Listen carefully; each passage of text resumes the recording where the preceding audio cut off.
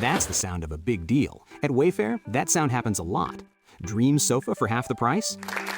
Big deal. New dining table you've been eyeing for months? Big deal. Finally picking up those last few pieces and finishing that bedroom?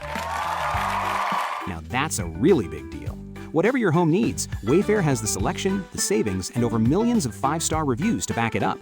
Shop Wayfair.com today before someone else snags your big deal. Wayfair, every style, every home. How do I write content that not only gets them to the website, but to convert? Stay tuned to find out. Welcome. Okay, here's the question. Serious? How are we dark horses? You know, the ones everyone is betting against, the ones they don't expect to win, place, or even show on the track, and they'll even laugh on us when we talk about trying.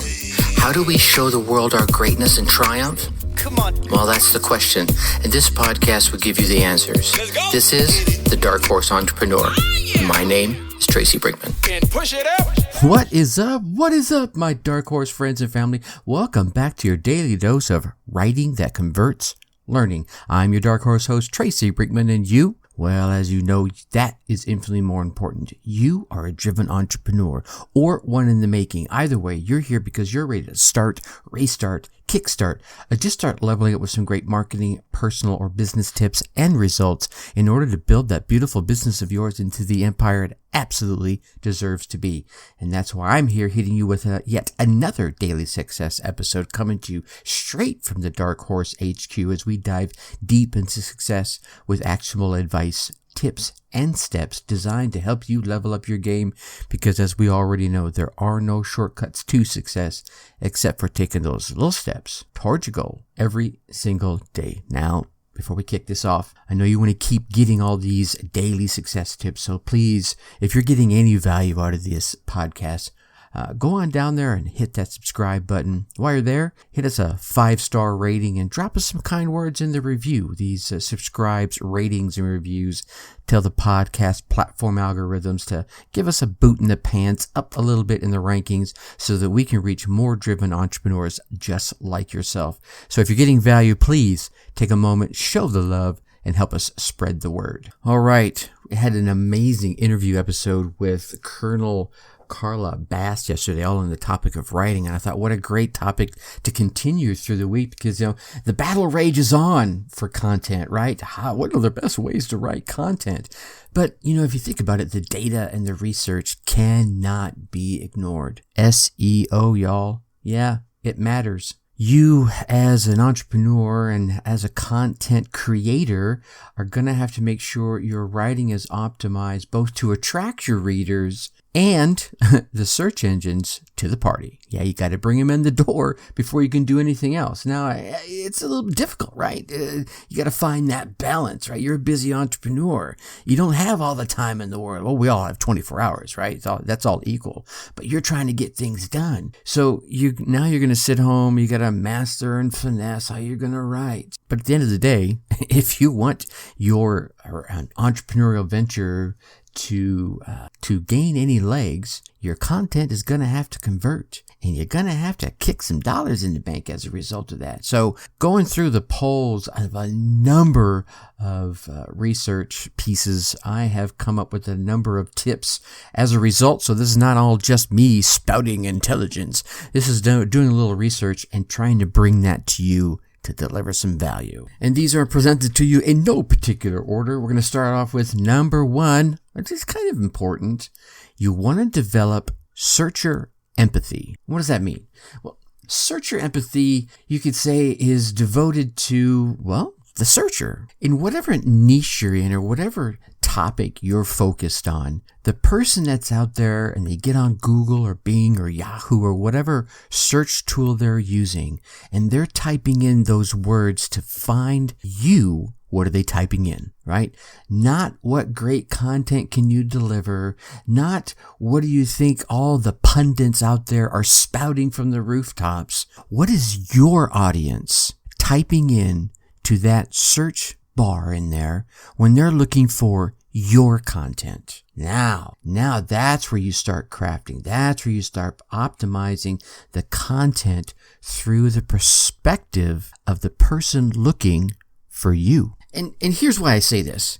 Google's job and Bing's job and Yahoo's job is to provide a quality search experience. So the person that goes to their tool and types in whatever search phrase, Google wants to give them the best search results, the ones that they're going to click on and get what they're looking for. So they'll come back and use them again. Right? Same thing with a Bing or a Yahoo. Even YouTube does this. So does Amazon. So if someone's going to a Google, a Bing, a Yahoo, or a YouTube to search for your stuff, what are they typing in? Yeah. So what all of that plays into is stop paying attention to just, let's call them the thought leaders. Heck, even put me in that box. I'm fine, right? They don't have the intimate knowledge that you have of your customers. Focus on your customers. Focus on your tribe and what it is they're going to search. Now craft the content that speaks to their problems, their wants, and their needs.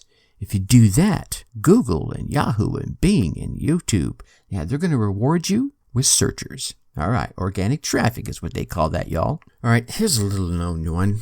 Using events and holidays. Now, this is a really cool strategy. It's a little more tactical and will take a little bit more time. But if you can use local events and find a way to link your product and service to that local event and then write about it in a blog or be a guest blogger somewhere else or should give it a shout out on your podcast or on your YouTube videos, whatever it is, you can then leverage that local holiday that other folks might be searching for information about or that local event that's going on and link your product or service into it.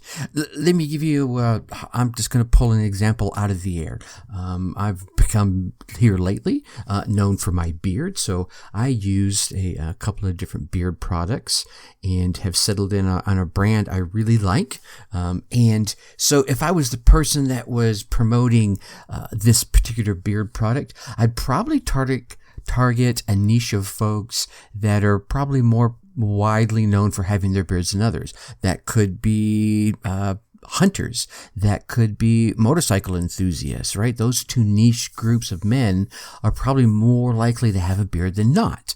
So now if I see some sort of event up in the Northeast or in the Midwest, maybe they're having the annual Deer Expo in Iowa, which they have every year, or those motorcycle events, we hear about them, Sturgis, Daytona, there's motorcycle events all across the United States. Now I could link my product, that beard product, to one of those events, write a blog post about it, maybe do an episode of my podcast or YouTube video. So when people were searching for those events, hopefully you would come up in that search. They'd see your product and say, I might need to check that out. All right. The next one in here, I'm going to say is probably, should be based in fact, but not always. How do I want to say this? All right. I'll just say it. Be the expert. There it is, right? The idea here is, if the content you're writing isn't as important, if you're not as important as the content you're writing, maybe you shouldn't be writing it, right? Usually what you'll find is that when people write things based on their experience and their points of view, then they're usually more adept in the topic. Call them experts, if you will. Let's just use the word experts for lack of a better phrase. So as a result of being, quote unquote, an expert in the topic that they're writing about, they can better understand their audience that they're writing for. And that usually shows in their writing. And their readers will take notice and be therefore motivated to engage in the content. So stop writing about caca that you just think they want to hear about. Write about the stuff that you're good at. And then maybe you can toss in some of the other stuff that you know they want to hear about on top of that. But if you focused on what you're the expert in, that way when they search for what it is you're the expert in, they land on it. Now they're paying attention because the content is as important as the person writing it. All right, this next one here, I probably should have looped in with the very first one I gave you. So you got the search empathy, right? The next thing you want to have is search intent. So the search empathy is about what it is your tribe may be searching for. Now we're going to take this one step further. And now what it is they're Why is it they're searching? And if you think back, what was it, episode 21, I believe it was, where I reminded you of the customer journey. So at different stages in the customer's journey, from just being introduced to the concept or the solution, to investigating you, right, to learning more about you, to getting to know, like, and trust you, to trusting you, to buying from you, to using your product and now referring others to you. That, that whole journey, there are different reasons that they'll be searching as they're going through there. And whatever the intent of that search is, you also need to consider in your writing. Are they still learning about the problem that you solve? Are they trying to get more detail about the problem you solve? Are they looking for different options? Are they looking for the best option, right? Are they using an option currently and aren't happy with it? There's different intent in each one of those searches. So now if you can write content that addresses those, now you got them hooked. And then this next one kind of leads right out of that. Focus on one topic, right? Don't get say, hey, here's 50 businesses you can start today. Oh my gosh, you're all over the place. That's still kind of focused. But if you can narrow it down to create actionable content that converts, that's going to be based on focusing on one question. For instance, the question that this particular podcast addresses is writing content that converts. Yes, I'm giving multiple tips, but it's answering one question. I mean, in today's era of mountains of pages upon pages and audio upon audio of long form content, short form content, it's easy to get carried away and in the flow of babbling on and answering every question you can think of regarding your topic. Stop.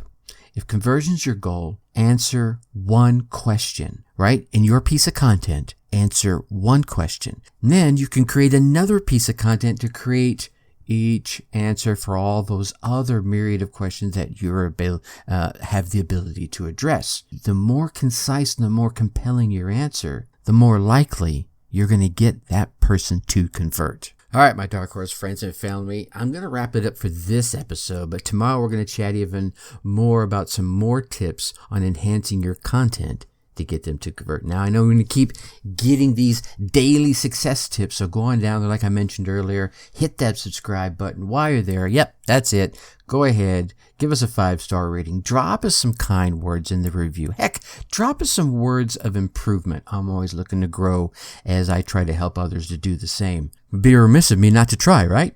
These subscribes, ratings, and reviews tell those podcast platforms that we are liked by so many folks to raise us up in the rankings a little bit so that we can get exposed to even more driven entrepreneurs just like yourself. So take a moment, if you're getting value, show the love and help spread the word. And then, come on over and join us in the Facebook group. It's where you can hang out on a more personal level, ask questions, share experiences. The list goes on. Go to facebook.com, put Dark Horse Tribe in the search bar. We should be right there at the top of the list. Come on in and hang out with us. If you can't find us that way, go to your favorite web browser, type in darkhorseschooling.com/Dark Horse Tribe, all one word. That should take you right there. I look forward to meeting you in the group. All right, you get out there, you run your race, you get your results.